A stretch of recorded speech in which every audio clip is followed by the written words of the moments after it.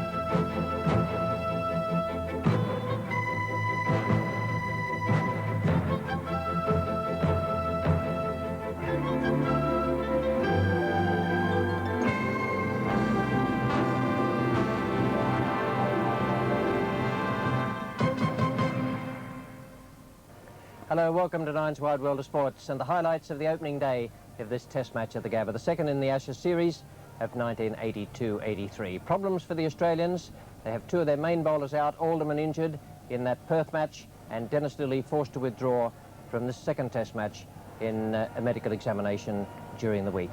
Tony Greig is out in the centre now. It's a sweltering day here at the Gabba, a top temperature promised later on of 33 degrees. Thank you, Richie. Well, all eyes are on the pitch, and looking at it myself, I think it looks absolutely superb, although it could be just a little bit deceptive. Let's have a close look at it. First of all, look at the surface. It's as flat as a tack out there, really beautiful, and there's some green grass woven in amongst a lot of grass clippings. Now, have a look at all that. You know, all of that's been rolled into the top of the surface, and there's clearly quite a little bit of moisture underneath that surface, although the hot sun has perhaps disguised the top a little bit, and that is measured by this instrument. Have a look at that.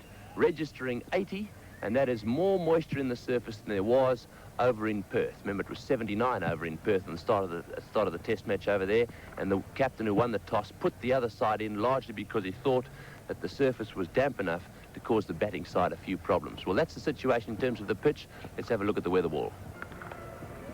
Well, the wind direction there, one of a northeasterly direction, and really gusting a little bit, as you can see from the wind speed, up to about 15 at times, and then dropping back as it is there to about 10. Not really much, but it seems to be gathering a little bit of momentum. The air temperature, that's 29, almost 30, so it's very warm out here. Very warm indeed, especially when the wind drops. The humidity, well, that's now up to 45. You can see that's, in fact, 46 at the moment. And that's very humid out in the middle. The players' comfort or stress level, well, that's about as high as I've seen it, up to 38, and that's the temperature we take without the effect of the coolish breeze, and so it's going to be very warm for the players, and the barometric reading 1010. So all in all, pretty warm conditions out in the middle. My prediction, the captain who wins the toss will in fact bat first, but the batting side is going to have a fair few problems early on because there's a fair bit of moisture underneath this surface. Back to you, Richie Benner. Thanks, Tony. Well, I had a look at that pitch a little earlier in the day. It looks to me to be a beauty. I'm sure there'll be some life in it in the first session of play, but after that it'll be a batsman's paradise. Here's Ian Chappell now. He's out in the centre with the two captains. Greg Chappell, no Lillee, no Alderman. How do you make up for those two missing? Well, we've got a couple of very good replacements. I think we're fortunate that Jeff Thompson has a lot of experience in Test cricket, and Carl Rackerman's bowling at the top of his form. So, whilst it's disappointing to lose two very fine bowlers like that, I think we're very fortunate to have the other guys backing up and to be bowling well. OK, let's hope it's a good game. Thank you. Bob, batting first. Any worries about the track? A few, yes, I have, but I think I'll do a fair bit this morning. I'd have definitely fielded had I won the toss. Right. Sorry, we'll get by though. Yeah. And any worries about the third seam bowling position? Well, we've gone for Norman Cowans, who we feel has got the pace to get a bit more penetration than Derek Pringle. And hopefully we'll be bowling last, and our spinners might come into their own. OK, let's hope it's a good game. Yeah, sure it will be. OK, there we are. Greg Chappell winning the toss and sending England into bat. Now it's back to Richie Benner. So Bob Willis would have done exactly the same thing. It'll be interesting now to see what happens to the gamble made by Greg Chappell. Quick look now at the two teams. The England side with Jeff Cook out and Graham Fowler in. Jeff Cook had to withdraw this morning, the morning of the match, where unfortunately he was hit in the ribs yesterday by Ian Botham in the practice nets, and he's out. Graham Fowler in, and the Australians have made Greg Ritchie 12th man once again. Pity for him, but he'll be in the side later on. Here's Jeff Lawson now bowling to Chris Tavares.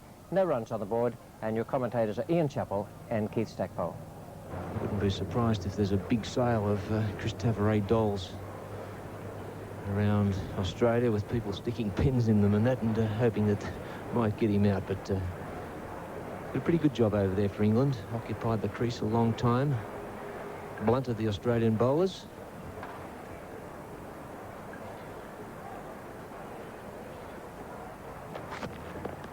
That's a much better delivery. There's a big shout. The Australians very confident, but no is the reply from umpire Mel Johnson. Very confident shout there from the Australians. Oh, a difficult decision first up for Mel Johnson. Chris Tavares playing a long way from his body. And the Australians very confident. And that's the spot where Jeff Lawson's got to be, trying to drag Tavares onto that front foot. But just look how he goes after it. No real movement of the feet. Lawson to Graham Fowler. It's a good shot. Oh, well caught. Great catch there by Yardley. And that's what happens when you're in a slump. Someone just plucks one out of the air. And certainly a great catch by Bruce Yardley, and I'm also equally certain, Ian, that Bruce Yardley did not see that. It was just pure reflex, not a bad shot, except it was in the air, and Bruce Yardley going down, and I'm certain lost it for a brief moment, thrust up the right hand, and you wouldn't believe it, it stuck.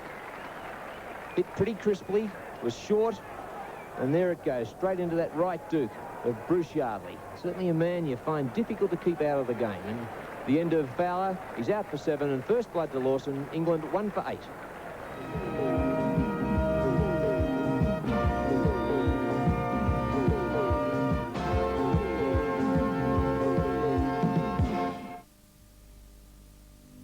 Is this the way you see gloss painting? Messy rags, terps? It is? Then forget it. British Paints have developed a totally different concept in gloss paint. It's called New Gloss. New Gloss is 100% acrylic enamel, which means you get all the gloss you love, plus brushes and rollers just wash out in water. That's New Gloss. Brushes on easier, dries in a fraction of the time of a conventional enamel. Makes gloss painting so much easier. Trust British Paints? Sure can.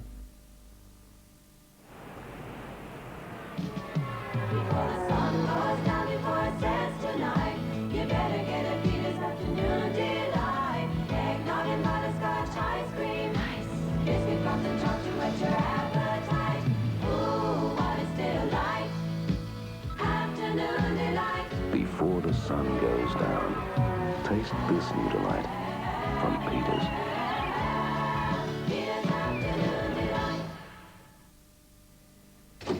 Every Monday for the past 15 years, Silvio Massola closed his Ampol workshop and stepped into another world, where lunch was leisurely and conversation was of cars built by hand. Most of the big names in motoring have shared his table and his expertise with fine machinery.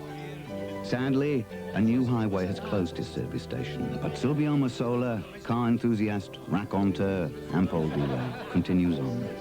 He does more than sell petrol. 'Twas Major William Grant's conviction that to create a really smooth Scotch, it required the right altitude, believing the essence of smoothness is formed high over the highlands, where nature makes a water unique in the world, like the crystal clear waters from the fresh melting snow of the Cornwall Hills, which have fed the family's distillery since 1887.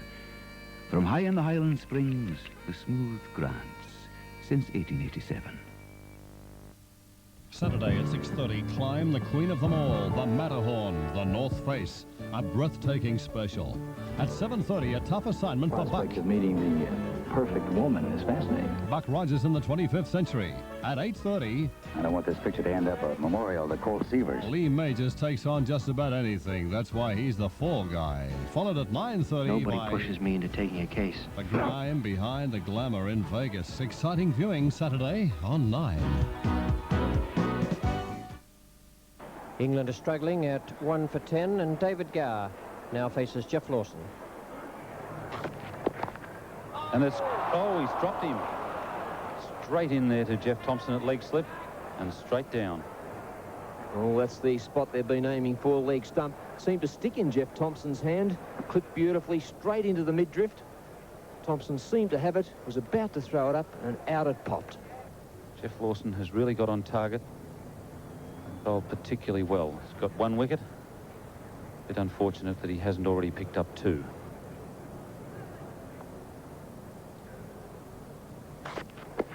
It's a good delivery and a great catch. Tremendous catch there by Kim Hughes at third slip. And Tavares is on his way, and that's the man the Australians wanted. They're very excited about that.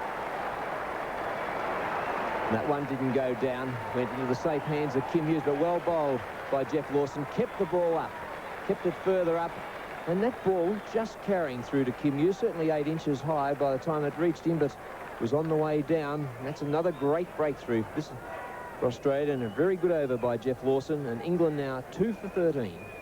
Here's Rackerman now bowling to Lamb.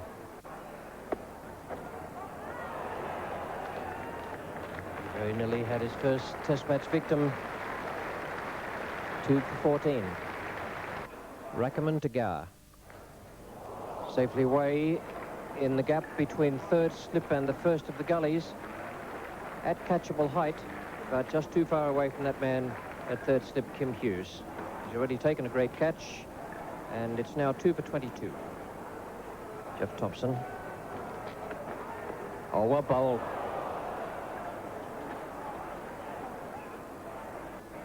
Well, that must have been very close indeed. That almost got through. I suggest that Lamb there just got a thin inside edge onto his pads. Otherwise, Lamb might have been marching back to the pavilion for a different reason. He might have been LBW. Thin edge there onto the pad, I think. Good ball there. This fellow Rackerman, he's made the ball bounce quite high. That's a beautiful shot from Alan Lamb. That's the best shot of the morning for me. 4 runs immediately left the bat. That's Alan Lamb, and this is the type of shot he likes to play. He's hit that ball on the up, through the gap. Australia attacking fields, and that's 4 runs. That's a beautiful shot. But I'm quite impressed with this boy, Rackerman, today. I watched him a couple of years ago. He's improved immensely. I think he's cut his run down. He's not trying to bowl quite as quick, and he's using his full height. Yardley to Alan Lamb. Oh, that's a beautiful shot, straight down the ground, high in the air, down towards mid-wicket, 1 bounce and into the fence. And so a beautiful shot that by Alan Lamb. He's very strong on the onside, and he's decided to try and move some of these fieldsmen that are all clustered around him. And his way of doing that is to hit it a long way in the air down the ground. Using the feet beautifully, getting right to the pitch of it and hitting it over that infield. And that has made Greg Chappell bring a man out right onto the fence. And I think that's David Hooks that's gone out there. And he's found the gap again on the onside. He's very strong on the onside. We'll see if this ball goes for 4. I think this one's just going to get there, or is it? Just made it. Ooh, the ball did slow up on that upfield on the left-hand side there.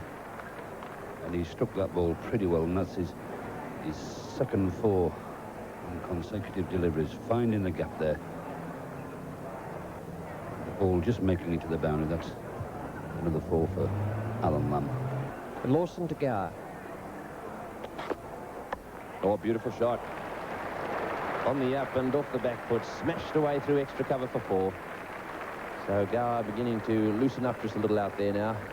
That really wasn't a half volley. All he did was flay it away off the back foot. Just a bit short outside the off stump. David Gower right over the top of it, hitting that ball down. And he hit that ball very hard. That raced across this outfield for 4 runs. Field had no chance. And that's as good a shot as we've seen all day from David Gower. He's moved on to 18 now. Lawson to Gower. He's gone, he's caught him, he's out. Well, they've placed the trap, they've thought about that one, and it's worked for them. What a vital breakthrough that was for the Australians. David Gower flicking at a ball down the leg side. Kepler Wessels in that position at leg slip, latching onto a fine catch. Yes, they've certainly played that all morning, and Wessels taking it at the second attempt, and that's his first catch in Test cricket. So he'll be feeling very happy about that, and David Gower must be very, very upset at getting out the last ball before lunch. But for me, the Australians have played on that weakness all morning, and here we can see it again. He was dropped in this position this morning by Jeff Thompson. Wessels just getting one hand to that ball, knocking it up, and that's England's third wicket gone, and that is a bit drastic for England to lose David Gower the last ball before lunch.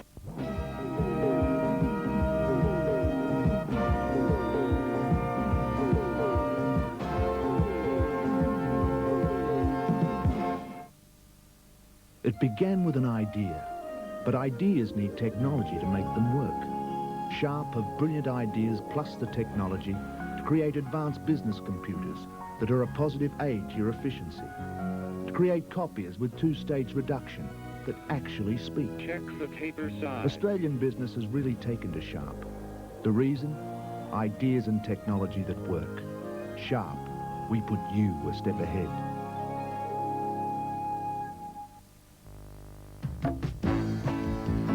With Metropolitan's cash card, deposit, withdraw, check your balance 7 days a week. Up to $500 a day. Ask about it. It's easy.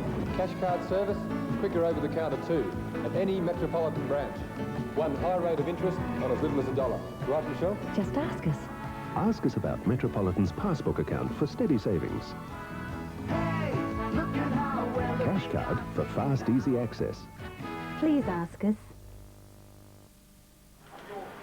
There are times when you've got stock that's got to be moved quickly, especially with a backlog after a holiday. Budget truck rentals are the solution. We have every truck you could want, from simple utilities to large prime movers, all at the rates you expect from Budget. What's more, we can supply most trucks almost immediately. Whether you need to supplement your fleet or get immediate replacements for breakdowns, Budget truck rentals drive your dollar further. It's the most refreshing way to make the most of every day. And wherever you go or whatever you do, a big taste is right there for you. Coca-Cola is it. Coca-Cola always around. Coke is it. The real thing never lets you down. Coke is it. The most refreshing taste you've found. Coke is it. Coca-Cola is it. This week, more highlights from 60 Minutes, including the Spatchurst family. They hated Australia so much, they flew back to England, to an uncertain future and a tongue-lashing. They'd come back to disaster. A convicted rapist. He's attacked 11 times and wants to teach hitchhikers a lesson. For some girls, it's a lesson learned too late. Some of them expected it as almost a payment for the lift. 60 Minutes, brought to you by Australia's BHP, Sunday, 7:30 on 9. Here's Rackerman now, bowling to Lamb. Good hook shot from Lamb. Along the ground all the way and crashes into the backward square leg fence.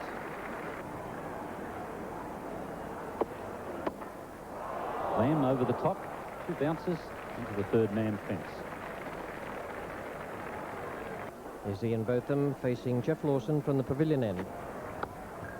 It's another one over the top, but very safe. Once again, crashing into the third man boundary. Botham really hit that.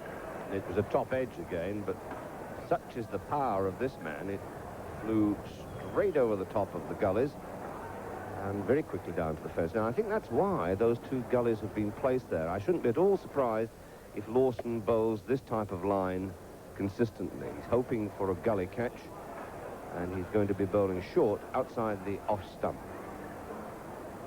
Jeff Lawson now bowling to Alan Lamb. He follows it up with a cracking square cut. That's the way to answer a fast bowler who gives you one in the midriff. 4 runs to Alan Lamb, takes him along to 48. Rackerman bowls to Ian Botham. Any more shots coming from the English batsman? Once again, short delivery being dispatched down the ground by Botham.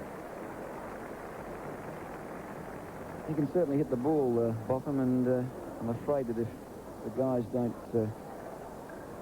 we have a look at this again, he just clubs this straight back down the ground.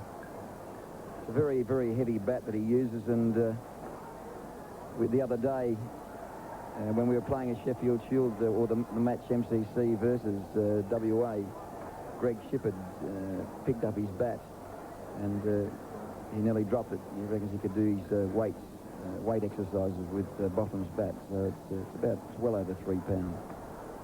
Jeff Thompson coming in with the breeze at his back. Gower and Lamb is taking strike.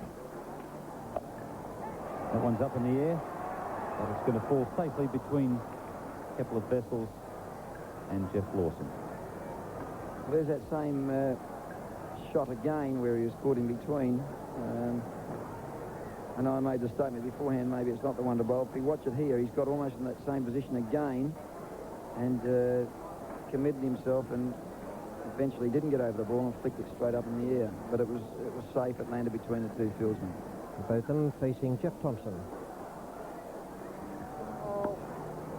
You don't want to be in that area.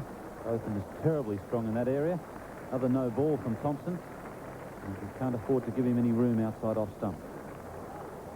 Certainly belts the loose ball, and if we watch here, he doesn't really have to put much into it with that very heavy bat, and the ball sails to the boundary. That's a great shot from Botham, straight down the ground. Ball pitched up by Thompson on that occasion. 4 runs to Botham, very close to a 6. That's quite a productive over for England. 3 for 111. In the air and well over that short fine leg boundary. That's a big 6 from the hook shot. Well, that just goes to show what you were trying to say earlier, Ian, that the boundaries here at the Gabba are not all that long. And whilst I don't think Botham hit that completely in the middle of the bat, I thought he'd just ducked his head out of the way at the last moment. Took his eyes off the ball slightly. Just notice how he lowers his head there. But he still got round into the ball, lofted it over that short boundary, and it cleared the fence quite easily. Jeff Thompson coming in with the breeze at his back. Gower and Lamb is taking strike. Eventually pressure there from Jeff Thompson, but that's going down leg side.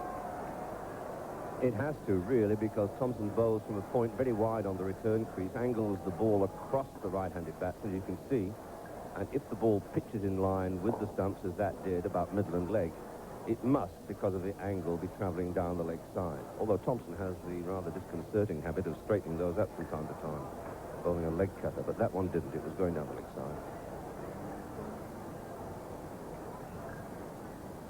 Thompson, the man who initiated that term, I think, Stanchu Crusher.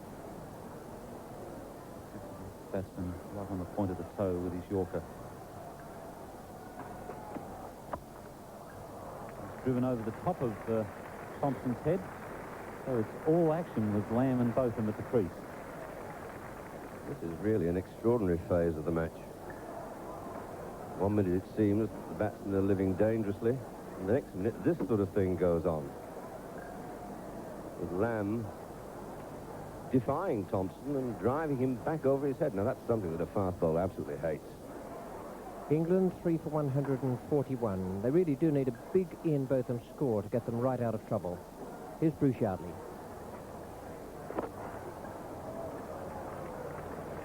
Beautifully struck. Thompson, the fielder, that was a lovely sweep. Very well timed. Oh, and he's gone. Botham will kick himself for that. Yardley won't. He will be thrilled. Lawson, the man taking the catch, and that was the drifter from Bruce Yardley. It drifted away outside Ian Botham's off stump, and it was very well bowled.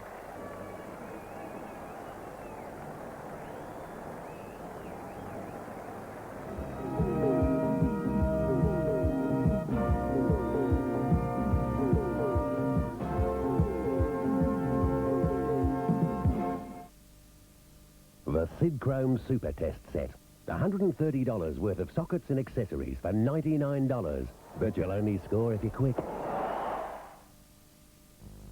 At the moment, my headache's now more pronounced at the back of the neck than it was up at the front. It seems to run around the perimeter. Well, we'd like you to try new Tylenol from Johnson & Johnson. It's effective strength paracetamol, and Tylenol brand works fast on headaches without upsetting your stomach. Right now it's gone. Feels just like not having a headache. New Tylenol from Johnson & Johnson. Effective strength paracetamol. Yeah, I'm normal now. Tylenol worked.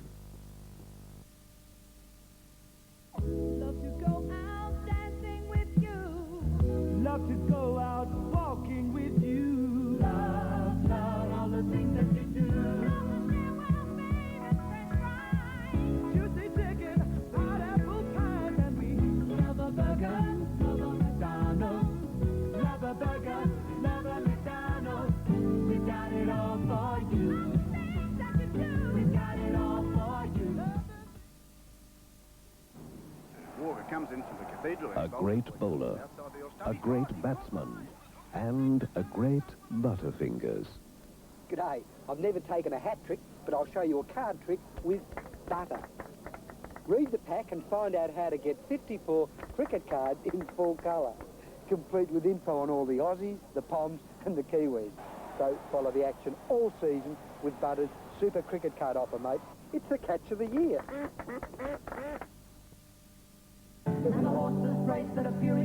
Comedy duo, the Beaver Brothers. Join vocalists Aldo Fabian, or Johnny One Note, Alan Weston, Kate Fletcher, Carmelo Sincata, seven-piece group Ash Rose, and acrobatic balancing act Voltaire, all competing in the New Faces Series Final. Join Bert Sunday night, 6:30 on 9. With Ian Botham out of the way, England's fortunes rested on the burly shoulders of Alan Lamb.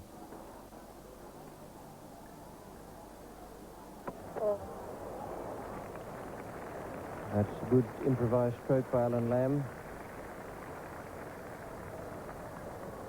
Didn't bother using his feet, but just reached forward to take it on the full. But any English elation was short-lived. Jeff Lawson now from the pavilion end. The bouncer is off the glove and he's gone, and that's Marshall's done it. That's the record. A brilliant catch by Rodney Marsh, and a fitting one for the occasion too. Rodney Marsh's 300th catch in Test cricket, and is the first player in the history of Test cricket to reach that landmark. And what a vital one it was too. Lamb out-caught by Marsh at the bowling of Lawson. And looking pretty much in control of the whole situation this afternoon, but shorter ball from Jeff Lawson. In fact, I think a slower ball, one that Mrs. Watts did. Alan Lamb a glove, and Rodney Marsh a catch that will certainly stay in his mind. Great memory for him, that one. His 300th catch in Test cricket. Any catch down the leg side is always a good catch. But that one, he had to go wide, flung out the glove, and it stuck. And the end of a very good innings from Alan Lamb. Caught Marsh, bowled Lawson. Lawson's fourth wicket for 72 and 5 for 152. But any English elation was short-lived. Jeff Lawson now from the pavilion end. Another bouncer, and is this out? Is it? It may be. It's out. It's gone. That's first ball. Miller out. First ball. Another bouncer, gloving the batsman there and skying it up. And have a look at the Australian fieldsmen. They're ecstatic. That one lobbed up in the air. Marsh had to make a few yards back. Not really very difficult, but he made no mistake. And a beautiful first up ball by Jeff Lawson. Short and straight at him. Miller, who caused the Australians problems in Perth, presenting Rodney Marsh with his 301st catch, and Rodney just slipping over, losing his footing, but holding it in those safe hands. And Jeff Miller out for a duck, heads back to the pavilion, and Jeff Lawson now on a hat-trick. And Jeff Lawson is having a marvellous time, 5 for 33, and he's on a hat-trick. The last time a hat-trick was, in fact, occurred in Australia-England matches, Irving Rosenwater tells me, was in 1904. Will it happen again? Fielders all around the bat. Lawson on his way. The crowd cheering. Taylor on straight. Oh, an inside edge and a big appeal for LBW, but a very optimistic one. That was a huge inside edge, and the umpire unmoved. Well, can't get much closer than that. Oh, that's the one, two, and the stuff he goes. Is it out? It might have been a little touch of the glove there, but the umpire not moved every Australian in the air. Lawson upset, and Marsh can't believe it. Well, it looks at the players out there all thought there was a little flick of the glove as the ball went through. Taylor looked as if he'd lost it. I mean, he didn't play a shot. Anyhow, he survived. There was no ball called or anything like that. The Aussies really thought this was out. There seems to be only 3 players in this game at the moment. Went very close to that edge in the bat, and Rodney Marsh had no doubts about it.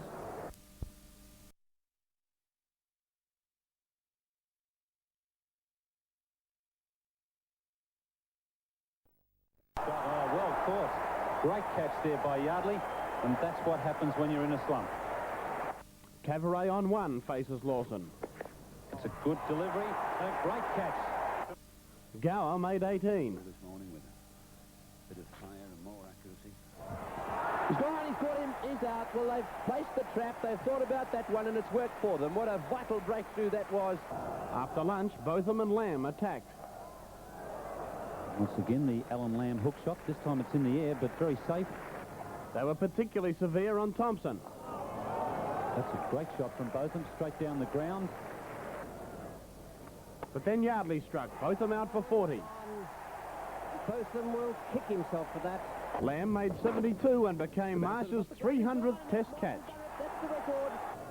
Miller faces the very next ball. Another bouncer, and is this out? Is it? It may be. It's out. It's gone. Taylor stopped the hat-trick, but only got one and was Rackerman's first Test victim. Well, it's in the air, and I don't think it was off the glove at all. Yes, he's given him. He's given him. Randall blazed away for 37 before this one from Rackerman.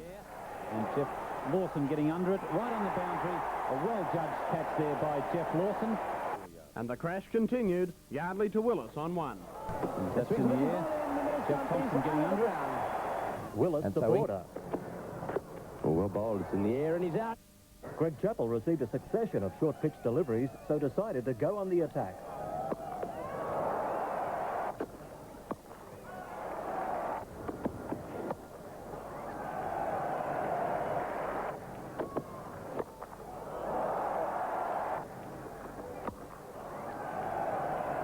But just as Chappell looked set for a great century, he made an uncharacteristic mistake.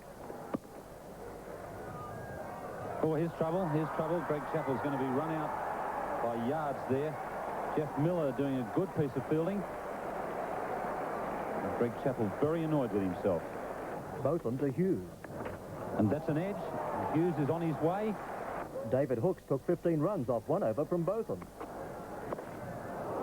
Bouncer, top edge from Hooks. Good shot on this occasion from Hooks. But then Jeff Miller had him caught behind. Once again. Kepler Vessels, though, were still holding out the England attack. Beautiful timing. Delightful stroke out. Willis to Vessels. He's played some lovely shots today, Kepler Vessels, but that certainly is one of the best. There it is. Shaw pulls it forward and square. Well played, Kepler Vessels. The pressure finally off of this young man. A tremendous innings under tremendous pressure in front of his home crowd at the Gabba. And so Kepler Vessels into the...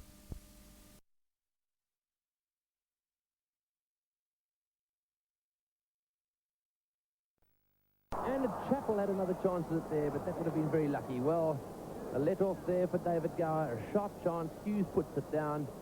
And that really was a vital catch for both teams. David Gower nowhere near that ball, really the bat away from his body. And very fortunate to get away with this. He also seemed a little bit late on it. That's good fortune for England. Instead of losing a wicket, they gain a run. A life for David Gower there, and Graham Fowler, who's been having something of a rough trot, is just about to have a slice of good luck. It's very wide. He's nicked it. He's always dropped it. My goodness, I haven't seen that in years. That is a straightforward catch there to Rodney Marsh. A huge outside edge from a very wide delivery. Have a look at this. Huge edge. That's a thick edge. That's Rod Marsh usually eats them for breakfast, and we've seen a rare sight there. Rod Marsh dropping a straightforward catch. A bit of luck there for for England. They're now 82 for the loss of 1 wicket. Jeff Thompson comes in now to bowl to David Gower. It's in the air and just bobs over the top of Alan Border's head there. So another bouncer from Thompson. Not very well played that time by Gower, and he was just a little lucky to get away with it. Certainly was. Didn't play it very well at all, and somehow having a few words to say to himself. Rackerman to Fowler. Oh, good shot. Beautifully played. Cut away to the boundary, the ball racing away down to the backward point fence. So 4 runs to Fowler. Very well played. Certainly was, Tony. Go so far as to say that this is the most confident shot the young man has played. Beautiful shot. He hit that right off the middle. He got over the top of it. He kept it down. He really gave that a crack. Bit of a problem there for Rackerman. He's having a stroll down the ground. He's going to have a chat to Greg Chappell. This is interesting. He seems to be having a glance at the ball for some reason. The other possibility is that he's done something by way of injury. Anyhow, Chappell coming down and rubbing away at his chest there. Rackerman shaking his head. It seems that he might have something wrong with his rib cage. It might have been, Fred, that he's gone and done the little pinch thing in the rib before the match. Of course, he started with the shoulder, but he's coming off the ground. The last ball of the last over from Thompson, he had a long run down towards mid-on, and he picked the ball up and he turned round and he tried to bowl it back in off balance. He has had shoulder trouble before the season started, you know that, and I just wondered if the young man was off balance when it happened, and if he's aggravated that injury again. And he must be a very disappointed young man here in his first Test match, having to leave the field possibly injured. We don't know how bad that injury is, of course. We can only tell you what's happening as we see it. We will endeavour to find out. Greg Ritchie, the young Queenslander, come on as 12th man as his replacement. Now that's not a happy position now for Australia, losing one of their main bowlers. Bruce Yardley will complete the over. The off spinner. That's bad luck for Australia when you think that in the Test match at Perth they also lost. Terry Alderman with an unfortunate incident down there. Back to the field, not with what we suspected a shoulder injury, but with a groin injury. And that's very unfortunate for the young man in his first Test match. Very disappointing. Well bowled. That one drifting in just a little bit, and that's the end of Yardley's over, or Yardley and Rackerman's over, and the score now 1-4-94. Graham Fowler facing Thompson. The wide ball, and he's nicked it again. He's enjoying playing at that wide one, and that's 4, and as a result, Fowler's 50. Well, he's been just a little bit flirty outside of stump, Fred, but he's got 50. Yes, the young man, he's had a little bit of luck, and he hasn't got a great tour, but things have been a little bit better for him this match. Now, that's wide.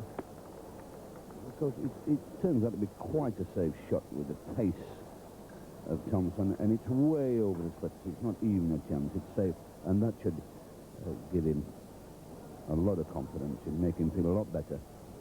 Lawson to Fowler.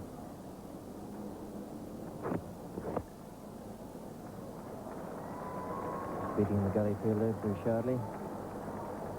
And the 50 partnership comes up now for Graham Fowler and David Gower. 1 for 106. Now, Jeff Lawson's going to bowl from the Vulture Street end. We're talking about the footmarks. We're going to try and show you this over, just how those footmarks are made.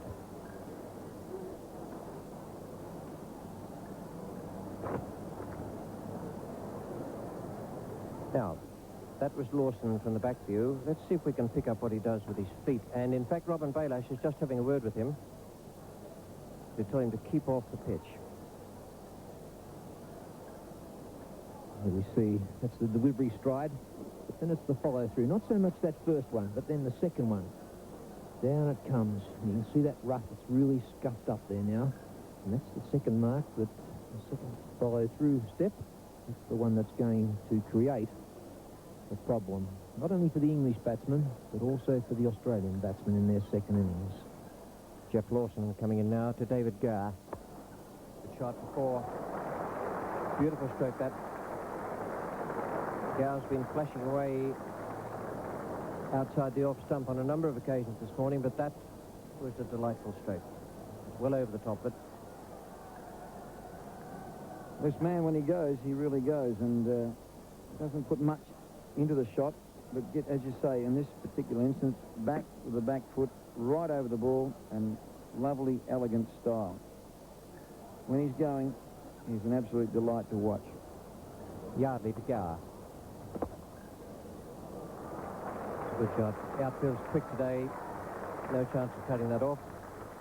Good boundary to David Gower. Lawson to Fowler.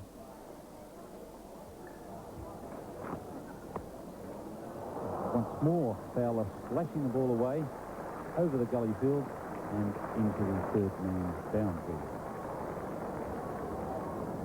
That takes England to just the same score as the lead.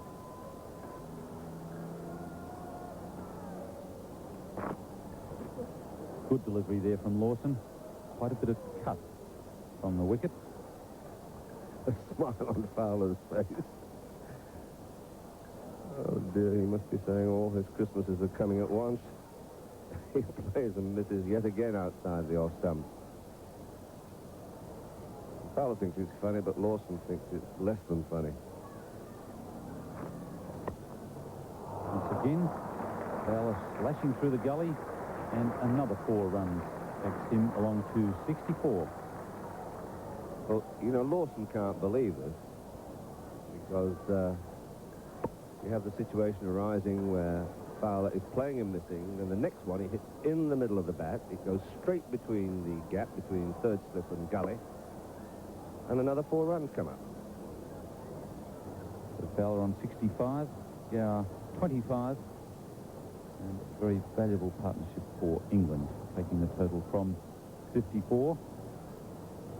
Partnership of 75 runs between these two players. Fine drive from Fowler.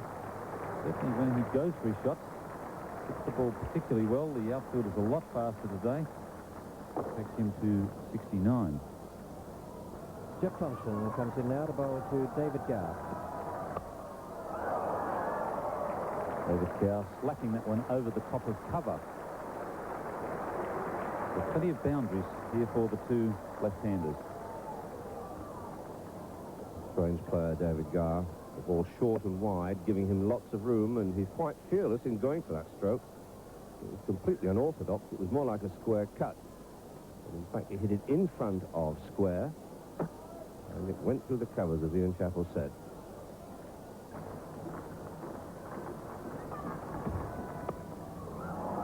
Again, Gower being quite prepared to lock that ball over the cover point area. Picks himself up another boundary, and that takes England to 1 for 142. Gower attempting to hook. There's a big appeal, and Gower is on his way. Finally, the Australians have accepted a chance, and finally Jeff Thompson gets the wicket that he deserves so much. I think what you said then's very, very true. He deserved that wicket so much. He's bowled beautifully, and just deserts. The ball's taken the glove. He's gone through, and Rod Marsh has completed the catch. Well, that'll make them very happy. Maybe that's a change of luck that they will need to now change the whole run of the match. Sometimes you just need one little move like that, and you're away. 2 for 144. Just last debut in 1982. Test debut, sorry. He's had played 8 matches, 14 innings, 1 not out, as Thompson comes into bowl. Lamb off the mark. Lawson at fine leg does the fielding. Bruce Yardley to Alan Lamb. Lamb getting that one away, and he's got it past Dyson. Very short boundary up there on the offside. And the ball really running very quickly now at the Gabba grounds.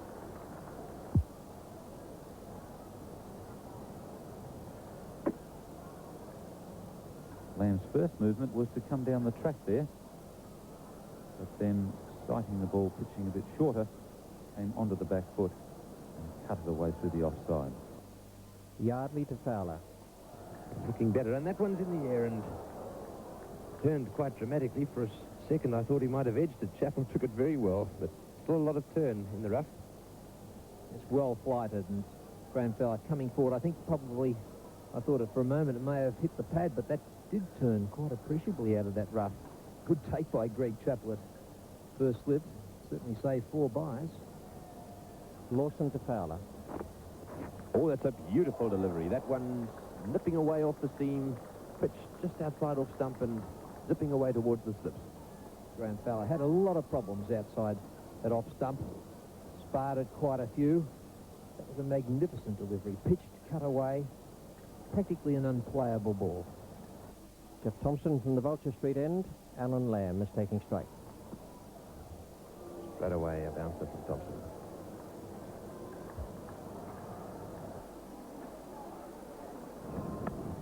Oh, he's gone. That's a fabulous catch. Just a little lucky there, but it went straight into the lap of Kepler Vessels at forward short leg. Well, that's the breakthrough they wanted. Lamb has played very well in the series. An inside edge there as he tried to turn it away on the leg side, straight into the lap of Kepler Vessels. And isn't he featuring in this match? He sure is, and let's watch this catch. It's a beautiful reflex catch. It actually went in, popped out a bit, and he took it in the end with ease. Straight in, popped a bit, had a bit of a look, and he grabbed again, and that's the end of Lamb. Score is 3 for 165. 35 test matches and scored 1,700 runs. 500s in test cricket and 850s, so Randall has had a sort of up and down career. Been in and out the side quite a lot. But he's played very well keeping this tour so far. He certainly has, and going into that first test match, got a 90 over in Western Australia against the Western Australians and played very well, and since then has never looked back. In fact, even in this England, in the England first innings, ran out of partners at the end.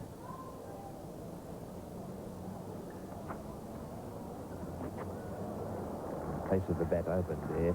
Very nice touch from Randall, just opening the face and running it down to the vacant third man area. Jeff Thompson to Derek Randall. Goodness me. What a marvellous catch. Well, no wonder Jeff Thompson's looking pleased, because they've put down a couple of catches not as difficult as that. Bruce Yardley, fine bowler, useful late order batsman, and what a brilliant gully field he is. Short delivery. Randall failing to keep it down. Yardley pulling off a magnificent touch there. That really was. They say catches win matches, and that was absolutely magnificent the way he took that. England now lost their 4th wicket for 169. Thompson to Fowler. Good shot. There's a man out of deep square. He's got no chance.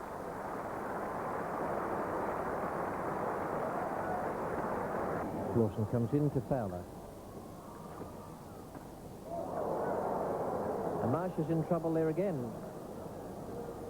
That's the same sort of thing that happened to him when he dropped that catch earlier in the day.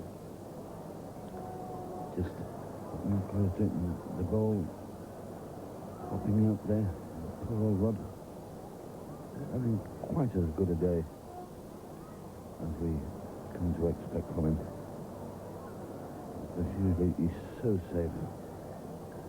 Lawson to Botham. In Botham letting out a bit of shaft here. Jeff Thompson on this occasion is the man who dropped the catch. The man who had so much bad luck when he was bowling on this occasion makes the mistake. Lawson cannot believe it. He has had the worst of all possible luck this second English innings. As Botham plays that slashing square cut, and Thompson gets his hands to it, low down. It's a difficult catch because he was moving. He got his hands to it. He should have hung on to it.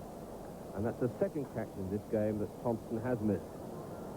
Oh dear, what a miss that could be too. Botham is the man that Australia desperately want to get rid of. He's the man who can change the face of a test match in the space of a couple of hours. Botham goes for the hook shot. He times it so well that he beats the two men who are placed out on the boundary for that hook shot. That's what can happen when you miss Ian Botham. He seems to gain confidence out of the opposition's mistakes. And here he is, hooking ferociously there, and he really hit that extremely hard. And then at deep fine leg hadn't very far to go, but Ritchie had no hope of cutting that off. Thompson to Fowler. Good delivery there from Thompson. There's a strong appeal, and Jeff Thompson has picked up another wicket. Once again, Rodney Marsh is the man who has done the catching. That ends a very good innings from Graham Fowler. It had to come, and Thompson deserves it. Fowler's edge has been almost uncannily evasive in this innings of his. This time, however, he does hit the ball, and Marsh is there behind the stumps to take that fine deflection. So Graham Fowler fails to top his highest score of 86. He's out for 83, 5 for 192. Here from Jeff Miller. Timed that shot to perfection. Just thinking a bit more about what you were saying before, Ian, about who should take the new ball. Maybe the more you think about it, the more chance there is that Greg, if his neck's okay, or Hooks might take it. Because these two guys, Lawson and Thompson, both operate very well with the wind when they're not sitting on a picket fence. I mean, they operate very, very well with the wind. That's a good delivery. He's got to be on his way, and he is. A tremendous delivery there from Jeff Thompson, cutting back at Botham, and once again, the Thompson-Marsh combination has struck, and what a blow that is for Australia.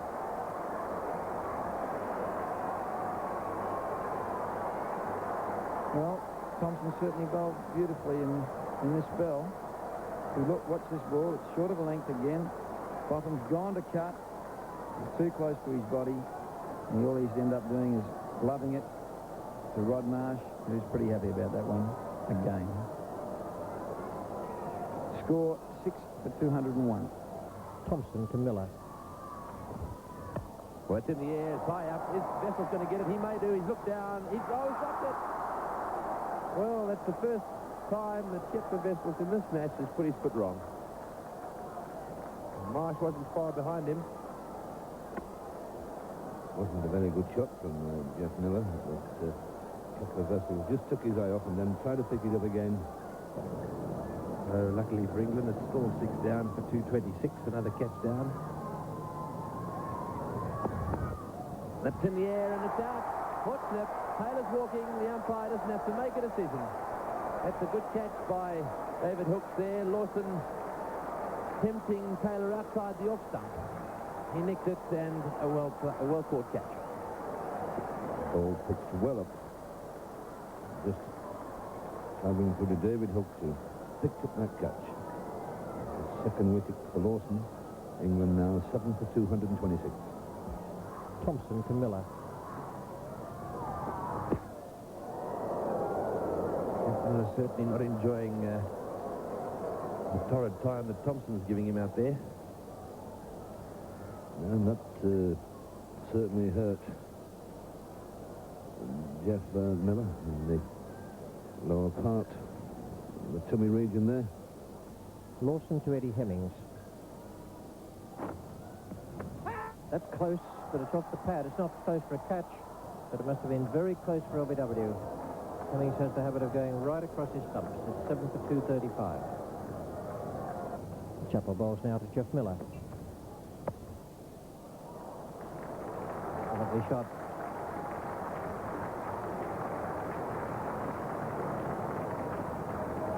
Playing a valuable hand, Jeff Miller. A difficult man to get rid of. And he's had to wait a long time be able to play this scoring shot. The elegant cover drive, one that was slightly over-pitched by Greg Chappell. So Yardley, who's bowled the 107th over. And Jeff Miller getting that one away. That'll be the first boundary for some time. First boundary for 10 overs, signalled by umpire Mel Johnson. And Miller showing his strength in that area there, just square of the wicket, drawing away slightly as that ball turned into him and getting it away through the point region. This is the 86th over of the day. That's the reason why we're still here after 6 o'clock. David Hooks bowling to Jeff Miller. A good delivery, that, from David Hooks. Just the new rule in Test cricket says you've got to bowl 90 overs in a day. There are certain times deducted because of loss of wickets. There you see David Hooks with a well-pitched wrong enough. It seems to be mostly bowling wrong-uns. And that's the 50 to Jeff Miller. Dropped when he was 20, and that was a costly miss. Difficult chance to mid-wicket off Lawson. David Hooks bowls to Eddie Hemmings. Bruce Yardley at point, and the players have decided that that's it. 7 for 279 at the close of play on this fourth day. A fine effort from England. At one stage they were in awful trouble, but they were saved by Jeff Miller with that unbeaten half-century. A very good innings that. And Eddie Hemmings, a tail-ender, but he has made a first-class century, and today he did all the right things out there in that partnership with Miller that already has produced 53 runs. There are 47 extras, most of them no balls in that total of 279. And a plus mark for Gower and Fowler, who made that splendid 83 in the face of some excellent Australian bowling. Thompson 5 for 73, Jeff Lawson 2 for 66. Yardley didn't take a wicket, none for 46 from 34 overs, but he did a very good containing job at the Stanley Street end, wheeling away there for most of the day. I wish one could say the same about the Australian fielding, but I'm afraid they put down 7 catches today, and did in the first innings. Well, the lead is 157 now, and if England make another 50, then it will be very interesting. I would anticipate that if they could do been added this morning, it's 7 for 285, and in the commentary box with Tony Gregg is Fred Truman. Oh, that's an inside edge onto the pad. Straight away a shake of the head there from umpire Baylash. That would have been very adjacent had he not nicked it. He's on the back foot before the ball's delivered. Thick inside edge. No chance on LBW there. It was a good job he got a piece of wood on it, else I think the lot would have gone over.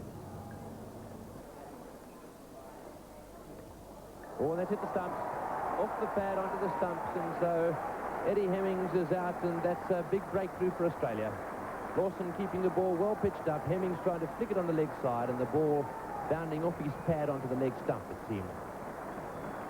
That's what it looked like, Tony. He's got well across. And it's just hit it onto the pad. Very unfortunate. And it's rolled down onto his leg stump. But that's England's 8th wicket down. They're 285 for 8. Lawson from the Belcher Street end, bowling to Jeff Miller. That's off the pad and racing away down to the fine leg boundary. That's 4-leg buys. Or is he giving it runs? It's runs. And so must have been a little bit of bat involved in that one. I think you've got an inside edge on this because it went a long way. Well wide of Rodney Marsh. And Rodney's been getting over there very well indeed. You see how wide he got there. And it still went on for 4. Taking England's total to 292. Lead now 170.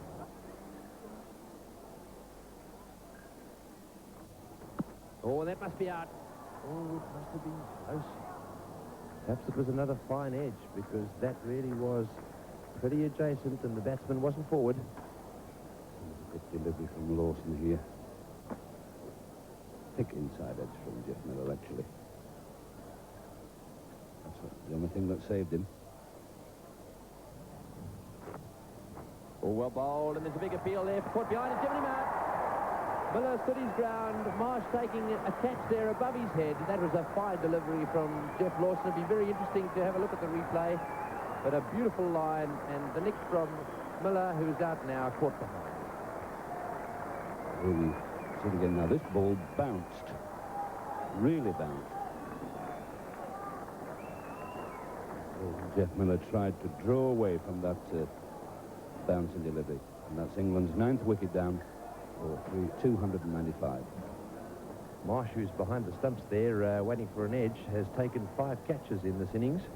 He's got one more to take. If he takes the last one, then he will equal Wally Grout's record for the most dismissals in a test innings for Australia. That record is 6. Of course, the world record is 7, held by Wasim Bari and Bob Taylor. That's down the ground. It's gone miles in the air, and Dyson's coming around. Will he catch it? He might. He will. He has. He's dropped it. Oh, my goodness. He made a lot of ground there, and that went miles in the air. He made a lot of ground, got his hand to it eventually, and that's very unlike John Dyson. We've seen him take some great catches in the outfield. Well, when I saw John Dyson running for that, I thought that's the end of England's innings, because he made a lot of ground, and then he got there. He judged it very well indeed. He got there, and it went through his hands and onto the ground. Jeff Lawson now, and Bob Willis is taking strike. In down the leg side, it's going racing away down to the boundary. Thompson comes in, puts a boot in, and doesn't manage to get it. So 4 more runs. That's an inside edge there to Bob Willis. Very useful 4. Twice now the ball is scooted away from the leg side. 4. Rod Marsh not able to get through it this time. 302 now, England. Their lead gone up to 180. Lawson bowling to Cowans. Oh, and that was then. There's a big appeal there for caught behind. He's given him out. Cowans can't believe it.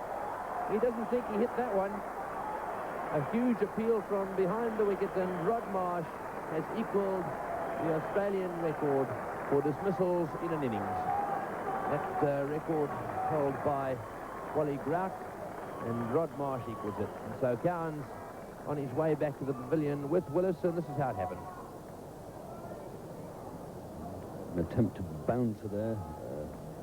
And they went up for the catch, and the umpire, Dale Ash, says that is out, and it gives Rod Marsh his 6th catch and equals the Australian wicket-keeping record of 6.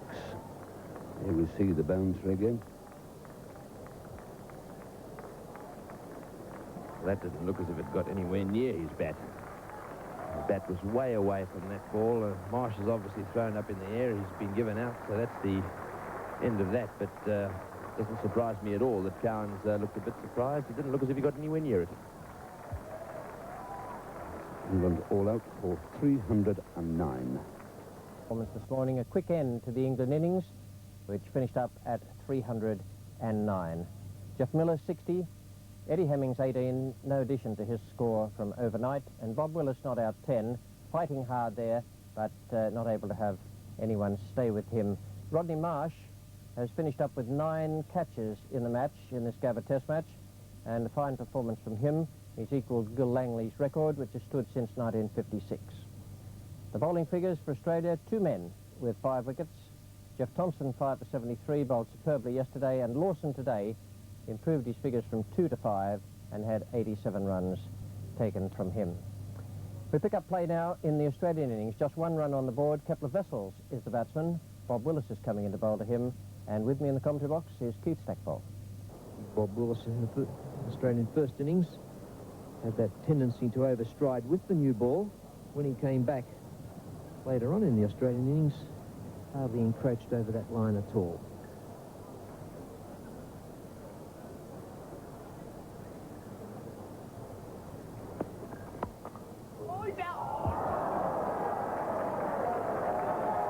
Don't think Fowler is going to be very pleased. I'm certain his captain's not. He gave such a marvellous exhibition of fielding in the first innings.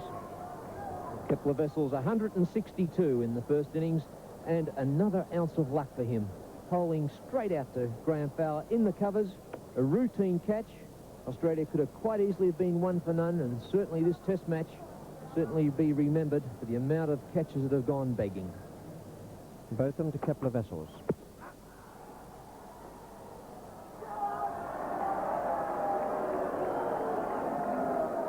I think we'll see some spirited appealing out there today too. A lot of tension out on the ground at the moment. Very good appeal by Ian Botham. The ball did keep low. Kepler Vessels on that front foot. We've just missed off stump. Getting back to those figures of Kepler Vessels. Could have quite easily have batted through that first innings, last man out.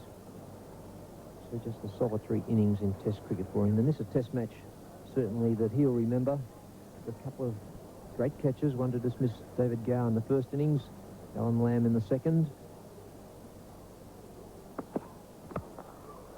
That's a good shot. It's his best piece of timing for the morning, and 4 runs. I estimate, Keith, we're only talking approximately, that if the Australians were to bat out their full time, they'd need to score at 40 runs per 100 balls, which is quite a brisk rate. I bet your life there'll be a certain amount of defensive field planning later on, although in Bob Willis's mind must be the fact that he has to bowl the Australians out. They probably will get the runs if the game goes to full time, so it's wickets he needs more than anything else. John Dyson now, and he faces Bob Willis.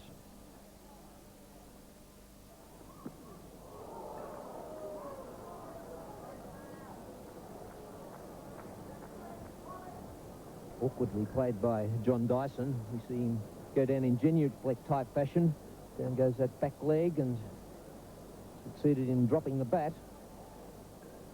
An opening batsman didn't look all that confident in playing that short one. And Bob Willis is very keen to get on the front foot. I saw him cop a similar delivery in the first over that he faced from Bob Willis. But Kepler Vessels down there now, just having a consoling word to John Dyson. Just take your time. Few deep breaths, get in behind it, and let's be there at lunch.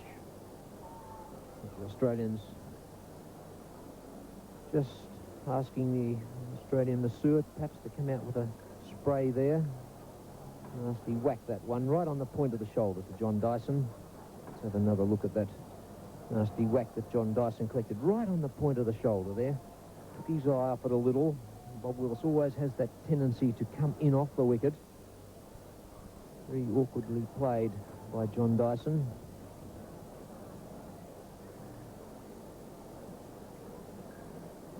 Australians team's physiotherapist, Fergus Nelson, and it looks as though John Dyson may be going off, which seems a strange move to me. Unless it's a broken finger or that, I always like to see an opening batsman fight it out. I'd like to see a bit of consultation with Greg Chappell, perhaps, with John Dyson. Just walking off the ground. Botham to Kepler Vessels. Vessels in tremendous form. Really taking full toll of that half volley from Ian Botham. Vessels is starting exactly where he left off in the first innings, because that 162 finished up with Vessels driving extremely well through the covers. In the early part of his innings, he was content to nudge and deflect the quicker bowlers square of the wicket. But later on, he drove with tremendous power. And obviously, he's doing the same thing now. And the England bowlers, I think, trying to pitch the ball up in line with Vessels' middle and leg stump. Ian Botham coming into border. Bouncer, and that's well hooked right off the middle of the bat. Australia really on top of this English attack at the moment as they race to the score of 41. On border now, has passed that milestone. 1,000 runs in tests against England. Tremendous record. A man who has not been all that long in test cricket, but in that time has shown himself to be one of the most competent players around. And there he is, taking 4 off Botham.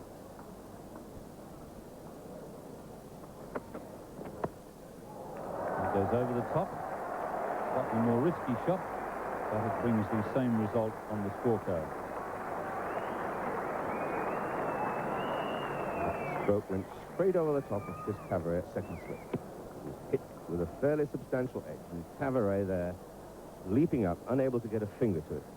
Interesting tactics, these, because it shows that Australia are not going on the defensive. They're not going to eke out the runs. They're going to get them in the best possible way. Botham to Vessels. Magnificent shot from Vessels. Good placement, good timing. Absolutely races away to the boundary. Well, that just shows you what happens when you give Kepler Vessels room to play outside your stump. There was enough room there for him to bring that favourite square cut of his into play.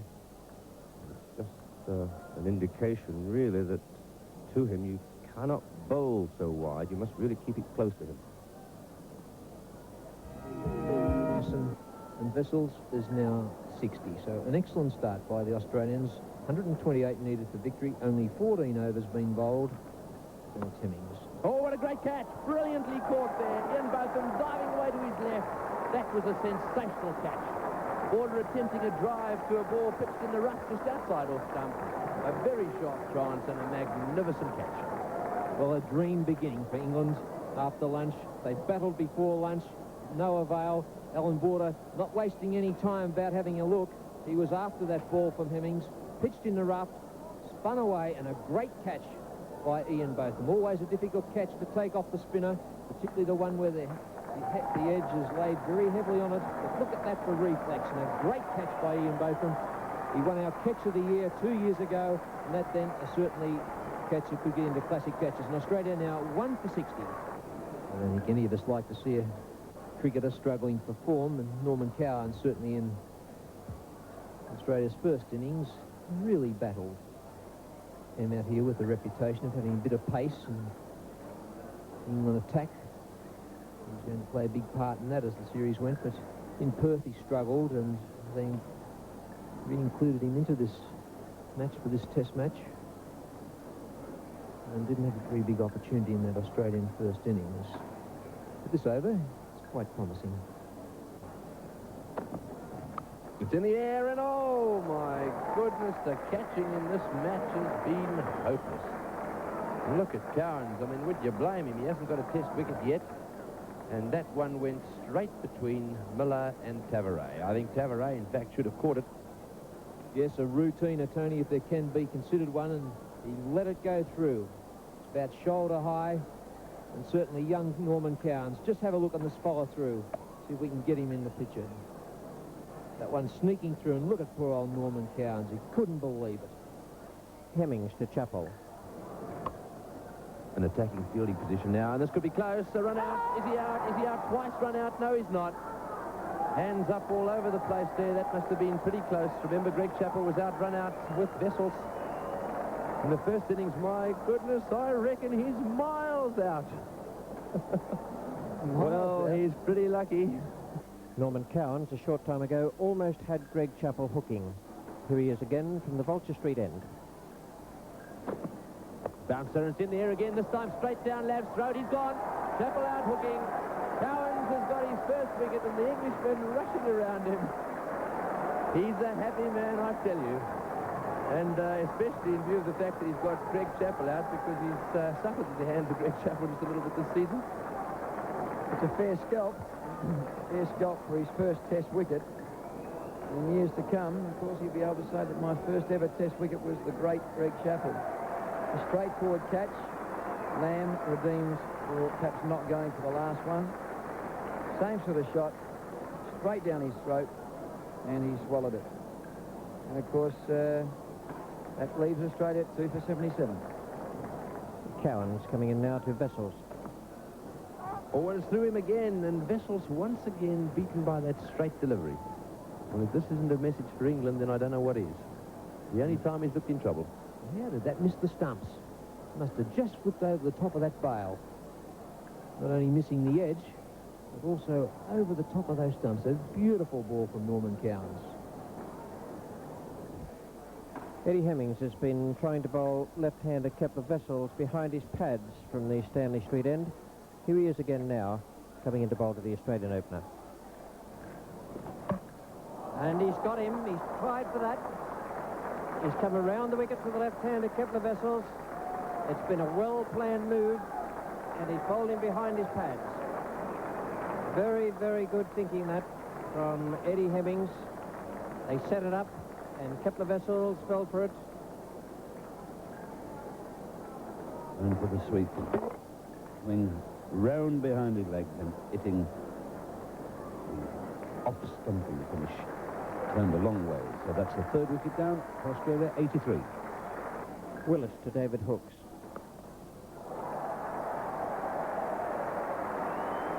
Dealt with that full toss with perfect safety and marvellous timing.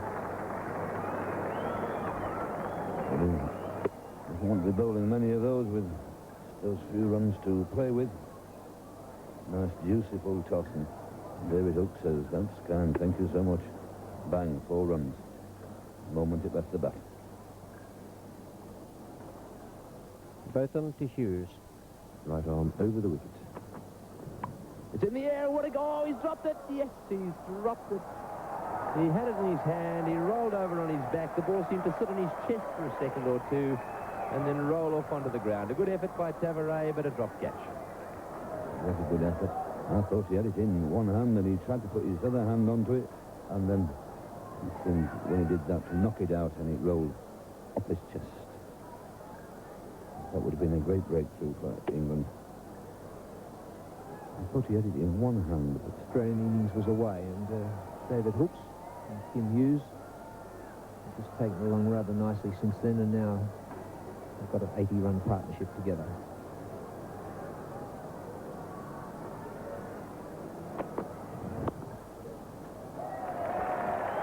To David Hooks, and that's a good innings. Coming in when wickets had fallen early on.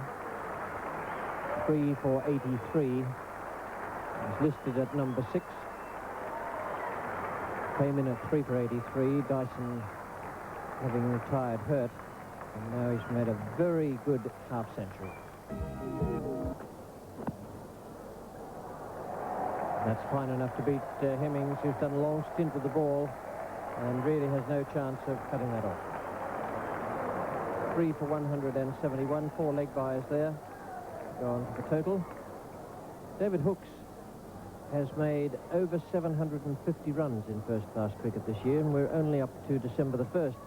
Quite an extraordinary performance. Long way to go in Sheffield Shield matches and Test matches. And not all the tests will clash with the South Australian Shield game. So he has a chance of setting some really good figures by the end of the summer. It almost worked. I've seen Botham do that. Well, he does it occasionally, and it always has that sense of surprise as far as the batsman's concerned. A funny little run in, a round arm. In that case, it found the edge and then went through Tavares' legs. The Thompson-type delivery from Ian Botham, and Chris Tavares having a nightmare for the job at second slip. Ian Botham cannot believe another one getting through the hands of slip. What he was more concerned with there was the 4 runs that came the way of David Hooks. So Australia now speeding towards victory. 13 runs needed. Botham's shout there was catch it. Was just wide of Bob Taylor. Botham set Hooks up there with that funny delivery of the ball before. It was almost predictable the next one would be a bouncer. Hooks went for it and just out of Bob Taylor's reach. It certainly was, and Ian Botham, what a competitor. Even Australia staring victory straight in the face, he's still out there trying like anything. Still thinking, still throwing a lot of effort into his bowling. And 3 boundaries coming from this over. 4 leg byes and 2 off the back.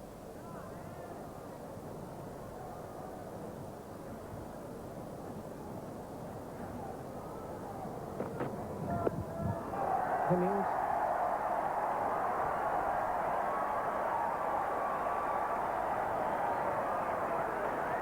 Just 9. Well, the 5 needed to win now. Here's Ian Botham now, and Kim Hughes is taking strike.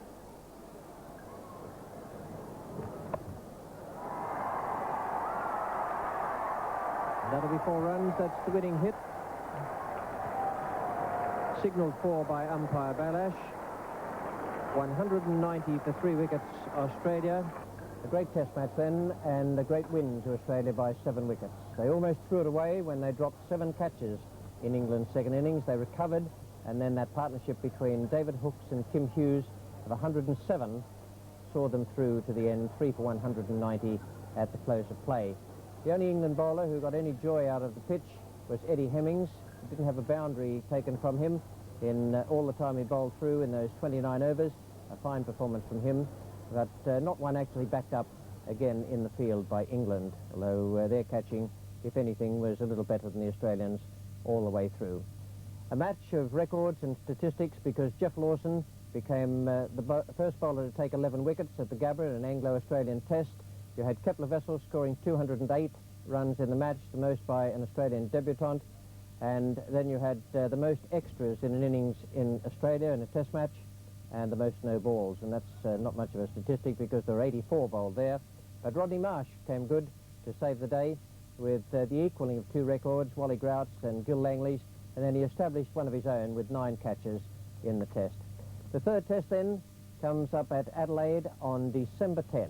It should be a fine game if it follows the pattern of the first 2. Lots of excitement in this one at the Gabba. The Australians on top and winning by 7 wickets.